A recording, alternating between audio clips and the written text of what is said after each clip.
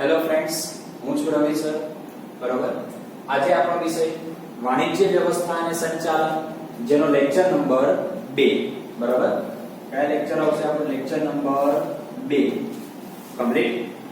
Lecture number 1 ની અંદર આપણે ચર્ચા કરી હતી. પહેલો પ્રશ્ન આપણો હતો આર્થિક પ્રવૃત્તિનો અર્થ આપી એના ઉદાહરણ સમજાવો. બીજો પ્રશ્ન હતો બિન આર્થિક પ્રવૃત્તિનો અર્થ આપી એના ઉદાહરણ સમજાવો. અને ત્રીજા નંબરનો પ્રશ્ન હતો આર્થિક પ્રવૃત્તિ અને બિન આર્થિક પ્રવૃત્તિ વચ્ચેનો તફાવત. બરોબર, આજે આપણે શરૂ કરવાનો છે આગળનો પ્રશ્ન.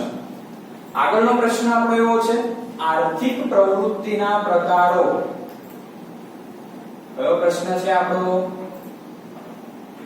આર્થિક પ્રવૃત્તિના પ્રકાર.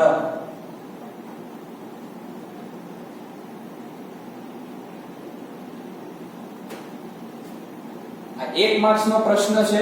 આર્થિક પ્રવૃત્તિના 3 પ્રકાર પડે છે. ગઈકાલે તફાવતમાં આપણે જોયા હતા, ફરી વખત રિપીટ થાય છે. ધંધો,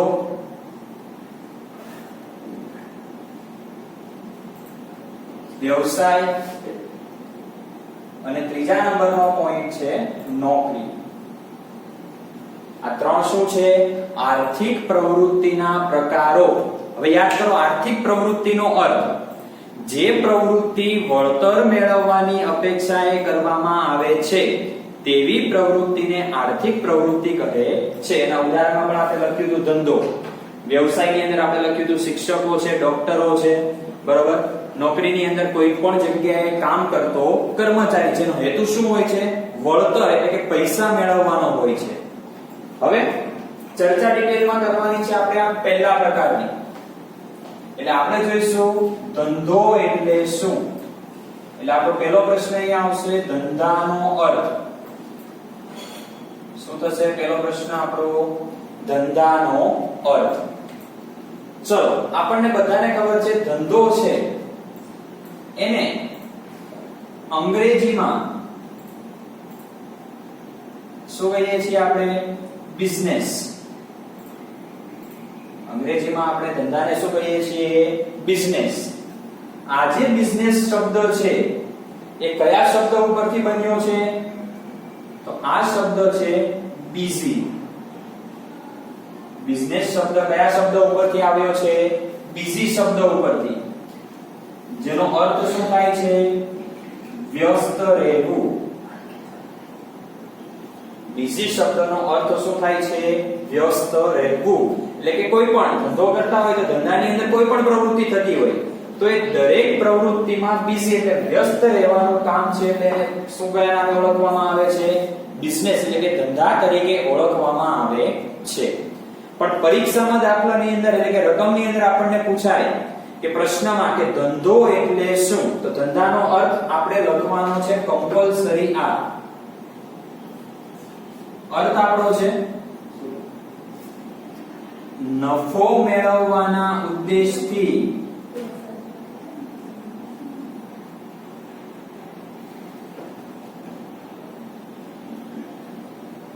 કરવામાં આવતી પ્રવૃત્તિને શું કહેવામાં આવે છે? ધંધો કહે છે. નફો મેળવવાનો શું રહેલો છે? ઉદ્દેશ. કે જે પ્રવૃત્તિમાં ઉદ્દેશ નફો મેળવવાનો હોય, નફો પ્રાપ્ત કરવાનો હોય, તો એવી દરેક પ્રવૃત્તિને કયા નામે ઓળખવામાં આવે છે? ધંધા તરીકે ઓળખવામાં આવે છે. આ ચર્ચા થઈ ધંધાના અર્થની. હવે જોઈએ આપણે ધંધાના લક્ષણો. કે ધંધો કરવો હોય તો એમાં કેવા પ્રકારના લક્ષણો હોવા જોઈએ. તો અહીંયા આવશે હવે આગળ આપણા ધંધાના લક્ષણો. લક્ષણોને બીજું કહેવામાં આવે છે એનું સ્વરૂપ પણ કહેવાય. એટલે ઘણી વખત પ્રશ્ન પણ આવો પૂછી શકે, ધંધાના સ્વરૂપો સમજાવો. લક્ષણોની જગ્યાએ શું પૂછી શકે આપણને? ધંધાના સ્વરૂપો સમજાવો. તો બંનેનો મીનિંગ શું છે? એક જ છે. ચલો, આપણે એની અંદર પહેલો પોઈન્ટ જોઈએ છીએ.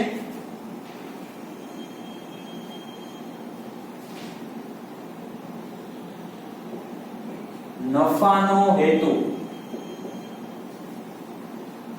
ધંધાનું મુખ્ય અને પ્રથમ લક્ષણ શું છે? નફાનું હેતુ. કે કોઈ પણ ધંધાકીય એકમ હોય એનો મુખ્ય ઉદ્દેશ, ધંધાનો મુખ્ય ઉદ્દેશ શું હોય છે? નફો મેળવવાનો હોય છે. અને વ્યાખ્યાની અંદર પણ જોયું છે ધંધાની નફો મેળવવાના ઉદ્દેશથી. ઉદ્દેશ શું છે? નફો મેળવવાનો. તો આપણે પહેલું લક્ષણ અહીંયા કીધું નફાનો હેતુ. એટલે એનો મુખ્ય ઉદ્દેશ શું છે ધંધાનો? નફો મેળવવાનો. હવે કોઈ પણ વેપારી બજારમાંથી કેવી રીતે ગ્રાહકો પાસેથી નફો મેળવે છે એ જોવાનું છે. તો દરેક વેપારી છે એ દરેક વેપારી વસ્તુની ખરીદ કિંમત કરતા વધુ કિંમતે વેચાણ કરીને શું મેળવે છે? નફો મેળવે છે. ઉદાહરણ લઈએ, ઉદાહરણ દ્વારા સમજીએ. દાખલા તરીકે બજારની અંદરથી આપણે 10 રૂપિયાની પેન ખરીદવા માટે જઈએ છીએ. બજારમાં આપણે સ્ટેશનરીની દુકાનમાં શું ગયા? 10 રૂપિયા વાળી પેન ખરીદવા માટે ગયા છીએ. પણ ખરેખર એ પેનની કિંમત કેટલા રૂપિયા હોય છે? 8 રૂપિયા. વાસ્તવમાં પેનની સાચી કિંમત, પેનની અંદર જે પ્રોડક્શન થયું છે પેન બનાવવા માટેનું, એની સાચી કિંમત તો કેટલા રૂપિયા હોય છે? 8 રૂપિયા. પણ સ્ટેશનરીનો ધંધો કરનાર વ્યક્તિ આપણી પાસેથી કેટલા રૂપિયા વસૂલ કરે છે? 10 રૂપિયા. તો આ બંને વચ્ચેનો તફાવત કેટલા રૂપિયા વધશે? 2 રૂપિયા. એ 2 રૂપિયા ધંધા માટે એટલે કે સ્ટેશનરીની દુકાનના માલિક માટે શું કહેવાય? નફો થયો કહેવાય. એટલે અહીંયા વાક્ય લખવાનું વસ્તુની ખરીદ કિંમત કરતા વધુ કિંમતે વેચાણ કરીને દરેક ધંધાકીય એકમ નફો મેળવે છે. હજી એક વાક્ય, જો ધંધામાં નફો ન થાય તો ધંધાકીય એકમ ચાલી શકે નહીં. ધંધાની અંદર નફો ન થાય, ધંધાની અંદર પ્રોફિટ જ નથી, તો કોઈ પણ ધંધાનો માલિક લોસ એટલે કે નુકસાન કે ખોટ કરીને ધંધો ચલાવશે નહીં. ધંધો શું કરવો પડશે? બંધ કરવો પડશે. એટલે ધંધાની અંદર નફો મેળવવો ખૂબ જ જરૂરી છે. જો નફો ન મેળવો તો તમે ધંધો લાંબા સમય સુધી ચલાવી શકો નહીં. એ ધંધાને શું કરવો પડે? આપણે બંધ કરવો પડે. બરોબર? આ થઈ ગયો આપણો પહેલો પોઈન્ટ. એની અંદર આ પ્રમાણે તમારે 3 વાક્ય લખવાના. ફરી વખત બોલું છું. પહેલું વાક્ય, ધંધાનો મુખ્ય ઉદ્દેશ નફો મેળવવાનો હોય છે. બીજું વાક્ય, દરેક વેપારી વસ્તુની ખરીદ કિંમત કરતા વધુ કિંમતે વસ્તુનું વેચાણ કરીને નફો મેળવે છે. અને ત્રીજું વાક્ય, જો ધંધામાં નફો ન થાય તો ધંધાકીય એકમ ચાલી શકે નહીં. ધંધો બંધ કરવાની નોબત આવે છે. ક્લિયર વિદ્યાર્થી મિત્રો? પહેલા નંબરનો મુદ્દો લક્ષણોની અંદર. ચલો આપણે હવે જોઈએ છીએ બીજા નંબરનો પોઈન્ટ.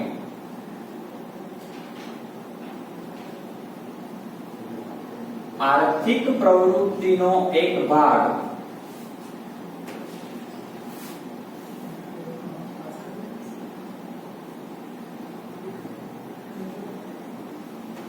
બીજી વસ્તુ વિદ્યાર્થી મિત્રો, તમારી પાસે જોડે નોટબુક રાખજો, કારણ કે બુક હજી અવેલેબલ નથી આપણી જોડે.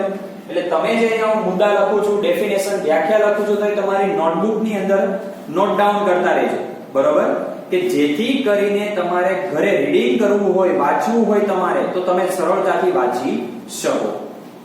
ચલો બીજો પોઈન્ટની આપણે ચર્ચા કરતા હતા, આર્થિક પ્રવૃત્તિનો એક ભાગ. આર્થિક પ્રવૃત્તિની વ્યાખ્યા શું હતી? યાદ કરો થોડી માઇન્ડની અંદર, કે જે પ્રવૃત્તિ વળતર મેળવવાની અપેક્ષાએ કરવામાં આવતી હોય તેવી પ્રવૃત્તિને કઈ પ્રવૃત્તિ કહે છે? આર્થિક પ્રવૃત્તિ કહે છે. તો નફો છે એટલે કે ધંધો છે, ધંધાની અંદર શું મેળવવાનું છે? નફો. તો નફો સ્વરૂપે આપણને શું મળે છે? વળતર મળે છે. એટલા માટે અહીંયા શું કીધું છે? ધંધાનો ઉદ્દેશ શું મેળવવાનો છે? નફો મેળવવાનો છે. એટલા માટે ધંધો એ શું કહેવામાં આવે છે? આર્થિક પ્રવૃત્તિનો એક ભાગ તરીકે ઓળખવામાં આવે છે. બીજા નંબરના પોઈન્ટની અંદર આપણે આ એક જ વાક્ય લખવાનું છે. ફરી વખત બોલું છું, શાંતિથી સાંભળજો. ધંધાનો ઉદ્દેશ નફો મેળવવાનો હોય છે, એટલે ધંધાકીય એકમ નફા સ્વરૂપે વળતર મેળવે છે, એટલા માટે ધંધાકીય એકમને આર્થિક પ્રવૃત્તિનો એક ભાગ કહેવામાં આવે છે. ચલો એના પછી આપણે જોઈએ ત્રીજા નંબરનો પોઈન્ટ.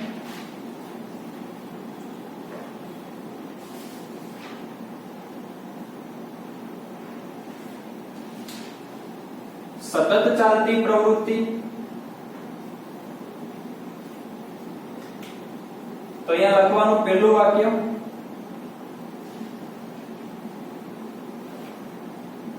ધંધો એ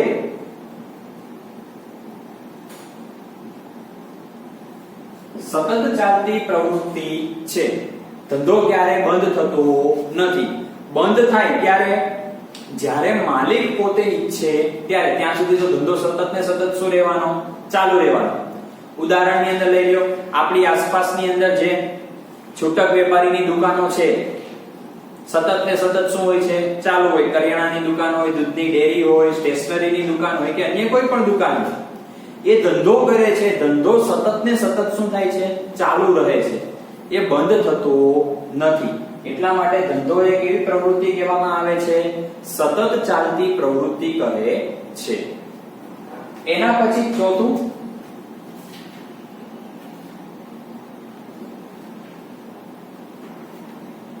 જોખમ અને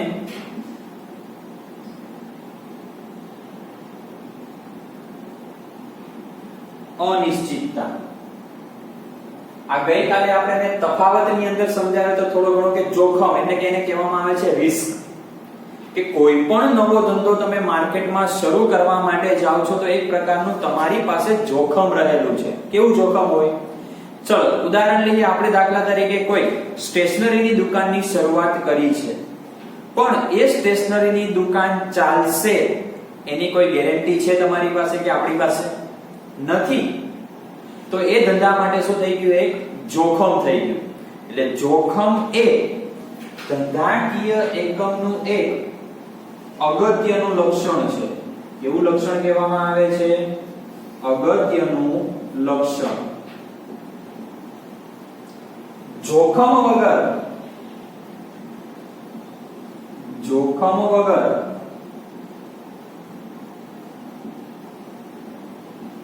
ધંધો ચાલી જ શકે નહીં. કે દરેક ધંધાની અંદર શું થતું હોય છે? નાના અથવા તો મોટા જોખમો આવતા જ હોય છે. જોખમ વગર ક્યારેય ધંધાકીય એકમ ચાલી શકવાનો નથી. હવે જોખમના બે પ્રકાર પડે છે. આની અંદર પોઈન્ટ જ છે, જોખમના પ્રકાર.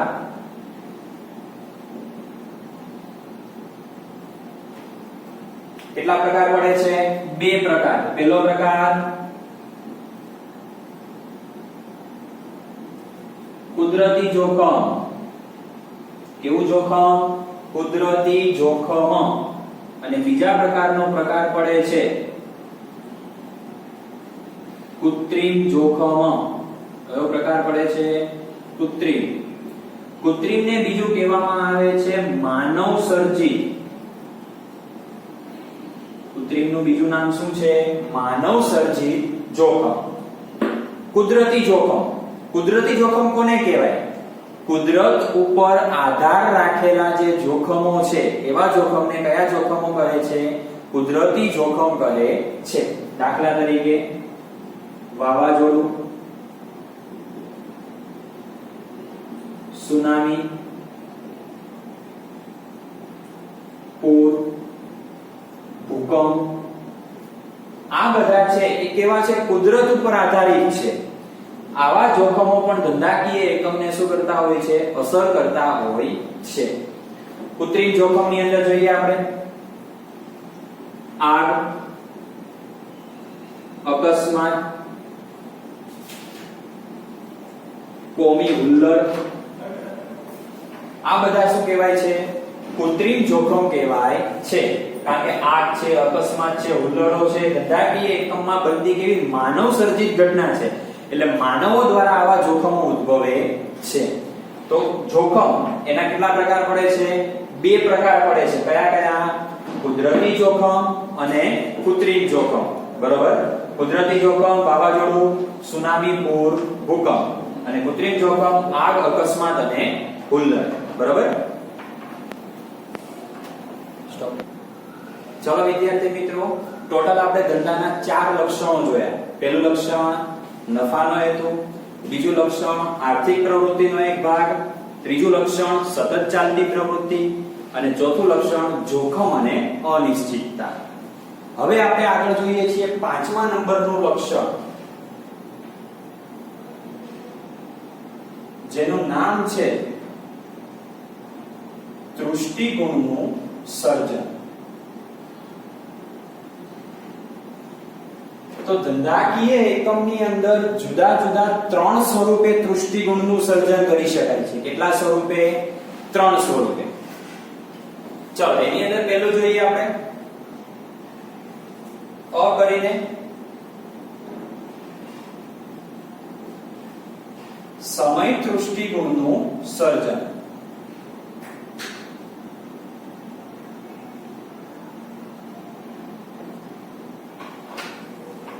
બરાબર? કે સમય દૃષ્ટિગુણ કોને કહેવાય? કે જ્યારે ધંધાકીય એકમ માલનો સંગ્રહ કરીને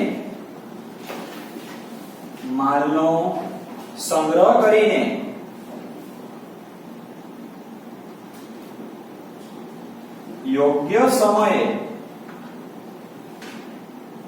એનું વેચાણ કરે ત્યારે સમય દૃષ્ટિગુણનું સર્જન થાય છે. જ્યારે ધંધાકીય એકમ માલનો શું કરે છે? સંગ્રહ કરી રાખે છે, અને યોગ્ય સમય આવે ત્યારે વસ્તુનું શું કરે છે? વેચાણ કરે છે. ઉદાહરણ લઈએ. દાખલા તરીકે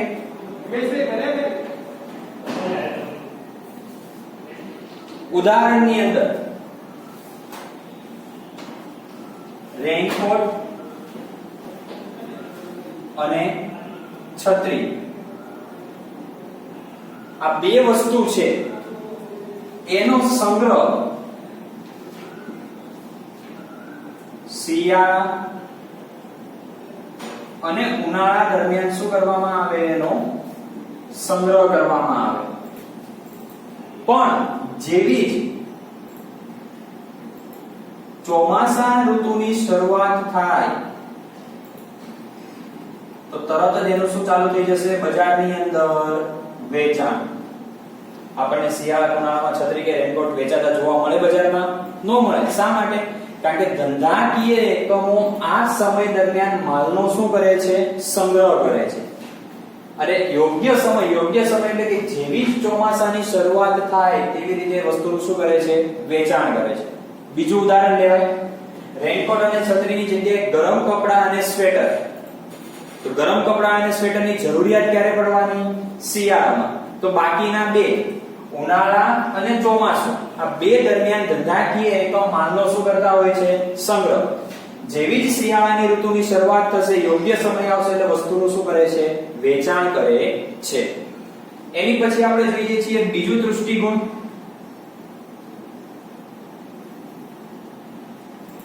સ્વરૂપ દૃષ્ટિગુણનું સર્જન. સ્વરૂપ દૃષ્ટિગુણનું સર્જન. હવે સ્વરૂપ દૃષ્ટિગુણ કોને કહેવાય? તો જ્યારે ધંધાકીય એકમ પેદાશ પર પ્રક્રિયા કરીને પેદાશ ઉપર પ્રક્રિયા કરીને નવી પેદાશ તૈયાર કરે છે તો ત્યારે સ્વરૂપ દૃષ્ટિગુણનું સર્જન થાય છે. દાખલા તરીકે કપાસના રૂમાંથી કાપડ બનાવવું, એટલે એક જે પેદાશ છે એમાંથી બીજી પેદાશ શું થાય છે? નવી પેદાશ કરવામાં આવે છે, એટલે કે કપાસનું જે રૂ છે એની ઉપર શું થાય છે? પ્રોસેસ થાય છે, એક પ્રક્રિયા થાય છે. એ પ્રક્રિયા પછી શું બને છે? એમાંથી કાપડ બને છે, જેને શું કહેવાય છે? સ્વરૂપ દૃષ્ટિગુણનું સર્જન. એની પછી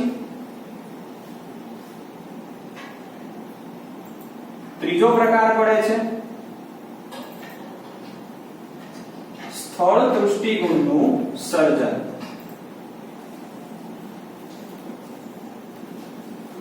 હવે સ્થળ દૃષ્ટિગુણ કોને કહેવાય?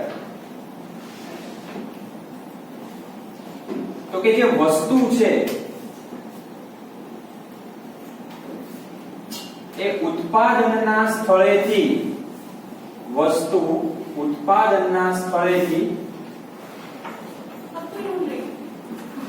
ઉપભોક્તાના સ્થળ સુધી પહોંચાડવામાં આવે તો તેને શું કહેવાય છે?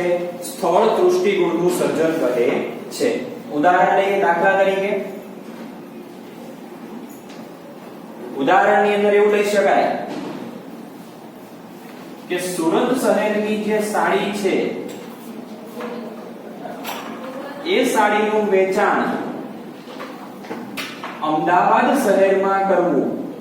સુરતમાં બનતી જે સાડી છે એ સાડીનું વેચાણ કયા શહેરમાં આવીને કરવું? અમદાવાદ છે, રાજકોટ છે કે અન્ય કોઈ પણ શહેર છે. એટલે વસ્તુનું ઉત્પાદન ક્યાં થાય છે? સુરતમાં. પણ એને ઉપભોક્તાના સ્થળ એટલે કે જે જગ્યાએ ગ્રાહક છે, ઉપભોક્તાને શું કહેવામાં આવશે? ગ્રાહકના સ્થળ સુધી પહોંચાડવાની જે પ્રક્રિયા છે એ પ્રક્રિયાને શું કહેવામાં આવે છે? સ્થળ દૃષ્ટિગુણનું સર્જન. અને એના પછી આપણો છેલ્લા નંબરનો પોઈન્ટ છે નાણાંની જરૂરિયાત.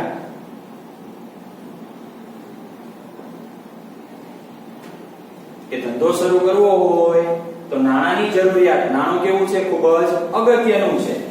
એટલે કે ધંધાની શરૂઆતથી કે તેના અંત સુધી કોની જરૂર પડે છે? નાણાંની જરૂર પડે છે. નાણાં વગર ધંધાકીય એકમની શરૂઆત થઈ શકે નહીં. કોઈ પણ સામાન્ય નાનો એવો પણ છૂટક વેપારી જેવો બિઝનેસ કરવો હોય તો એ બિઝનેસને શરૂ કરવા માટે સૌપ્રથમ પહેલા શેની જરૂર પડે છે? નાણાંની જરૂર પડે છે. એટલે નાણાંની જરૂરિયાત ધંધામાં ક્યાં સુધી હોય? ધંધાકીય એકમના શરૂઆતથી એના અંત સુધી સતત ને સતત નાણાંની જરૂર પડતી હોય છે. નાણાં વગર ધંધાકીય એકમનો ઉદ્ભવ કે એ ધંધાકીય એકમનો વિકાસ શક્ય છે નહીં. કમ્પ્લીટ વિદ્યાર્થી કે આપણે ચર્ચા કરી કે ધંધાકીય એકમની શરૂઆતથી એના અંત સુધી શું થાય? નાણાંની જરૂર પડે છે. ઉદાહરણ દ્વારા સમજીએ આપણે. દાખલા તરીકે આપણે સ્ટેશનરીની એક દુકાનની શરૂઆત કરવી છે. સ્ટેશનરીની આપણે દુકાનની શરૂઆત કરવી છે તો સૌપ્રથમ પહેલા દુકાન લેવી પડશે. કોઈ પણ રીતે લઈ શકો, માલિકીની દુકાન પણ અથવા તો ભાડેથી.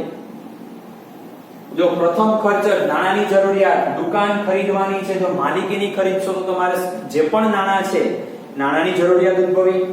ભાડેથી ખરીદો તો આપણને ખબર છે ભાડા કરારના નિયમો છે કે કોઈ પણ વસ્તુ ભાડે લેતા પહેલા આપણે એની ડિપોઝિટ આપવી પડે, બરોબર? એટલે અમુક નાણાં અગાઉ ચૂકવવા પડે. એટલે સૌપ્રથમ પહેલી જ જરૂરિયાત ક્યારે પડી? ધંધો શરૂ કરતા જ શું થઈ? નાણાંની જરૂરિયાત પડી. બીજું, દુકાનની અંદર તમે થોડું ઘણું ફર્નિચર બનાવશો, કારણ કે વસ્તુઓ રાખવા માટે નાના નાના ખાના જોઈએ, ટેબલો જોઈએ, તો આ ફર્નિચરની જરૂર પડશે. તો ફર્નિચરમાં પણ શું જોઈશે? ફર્નિચર બનાવવા માટે નાણાં તો જોઈશે. આ ઉપરાંત સ્ટેશનરીની દુકાન છે એટલે તમે એની અંદર શું લાવશો? માલ સામાન, એટલે કે સ્ટેશનરીની લગતી વસ્તુઓ લાવશો. તો માલ સામાન ખરીદવા માટે પણ શું થાય છે? નાણાંની જરૂર પડે છે. આ રીતે કોઈ પણ સામાન્ય બિઝનેસ શરૂ કરવો હોય તો એની જરૂર પડે છે, નાણાંની જરૂર પડે છે. વિદ્યાર્થી મિત્રો, આગળ આપણે કેટલા 4 પોઈન્ટની ચર્ચા કરી. 5મા નંબરનો પોઈન્ટ આપણે જોયો દૃષ્ટિગુણનું સર્જન. દૃષ્ટિગુણ કેટલા પ્રકારે થાય? 3 પ્રકારે. કેવી રીતે? સમય દૃષ્ટિગુણનું સર્જન, સ્વરૂપ દૃષ્ટિગુણનું સર્જન અને સ્થળ દૃષ્ટિગુણનું સર્જન. આને યાદ રાખવા માટે ખાસ એના ઉદાહરણ ખાસ યાદ રાખવાના. મેં કીધું એ પ્રમાણે કે રેનકોટ અને છત્રી છે એનું વેચાણ ક્યારે થવાનું? ચોમાસામાં. તો બાકીની બે ઋતુ શિયાળા અને ઉનાળા દરમિયાન જે માલિકો છે એનો શું કરતા હોય છે? સંગ્રહ કરે છે. બીજું ઉદાહરણ સ્વરૂપ દૃષ્ટિકોણ કે કપાસનું જે રૂ છે એમાંથી શું બનાવવાનું છે? કાપડ. તો જે આ રૂ છે એની ઉપર ધંધાકીય એકમ શું કરે છે? પ્રક્રિયા દાખલ કરે છે અને એ પ્રક્રિયા દાખલ કરીને શું કરે છે? નવી પેદાશ બનાવે છે. એના પછી સ્થળ દૃષ્ટિકોણનું સર્જન. સ્થળ દૃષ્ટિકોણમાં મેં કીધું સુરતની સાડીનું વેચાણ અમદાવાદ કરવું. કે સુરત તો એ ઉત્પાદનનું સ્થળ છે, બરાબર? તો ઉત્પાદનના સ્થળેથી વેચાણ ક્યાં આવે છે? ઉપભોક્તા એટલે કે જે જગ્યાએ ગ્રાહક રહે છે એ જગ્યાએ વસ્તુનું શું કરવાનું હોય છે? વેચાણ કરવાનું હોય છે. છેલ્લું જોયું નાણાંની જરૂરિયાત કે ધંધાકીય એકમની શરૂઆતથી એના અંત સુધી સતત ને સતત શું થાય છે? નાણાંની જરૂર પડે છે. ચલો વિદ્યાર્થી મિત્રો, ટોટલ 6 લક્ષણો અહીંયા કમ્પ્લીટ થયા. હવે નેક્સ્ટ લેક્ચર ની અંદર આપણે આની પછીનો પ્રશ્ન જોઈશું, ધંધો એટલે શું? ધંધાના હેતુઓ જણાવો.